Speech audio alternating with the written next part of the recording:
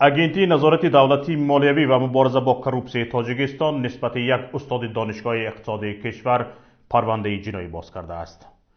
шералиев эмомалӣ нуралиевич, мудири бахши иқтисод ва тиҷорати донишгоҳи иқтисод ва молияти тоҷикистон, сокини шаҳри душанбе, ба дарёфти ришва аз як давталаб ба ин донишгоҳ муттаҳам шудааст.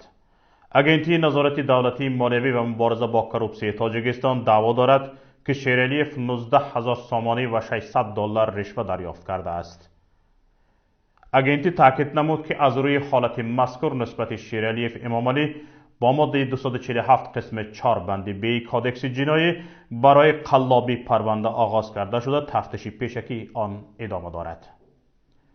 باید گفت فساد مالی به خصوص رشوه‌خواری در ساختارهای وزارت معارف و علم تاجیکستان رایج و تا حد زیاد است. بارها این نهاد دولتی به خاطر فسادکاری متهم می شود.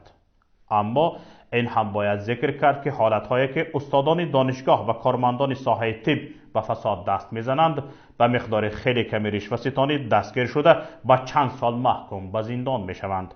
ولی کارمندان مقامات انتظامی با وجود با میلیون ها سامانی دزدیدن و غیر مقصدناک استفاده کردن مالکیت دولتی به حساب‌های هنگفت ستانیدن رشوه و دست به فساد زدن به جای جزا گرفتن یا جای کارشان عوض می شود یا اینکه به وظیفه بلندتر می روند. کارشناسان این مسئله را به آن ربط می دهند که فساد تا شخص اول کشور زنجیربند است.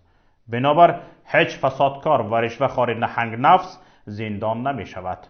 تنها گاه به خاطر خود نشاندهی نهاد مبارزه با فساد چند استادان دانشگاه و کارمندان ساحه طب را دستگیر می کند.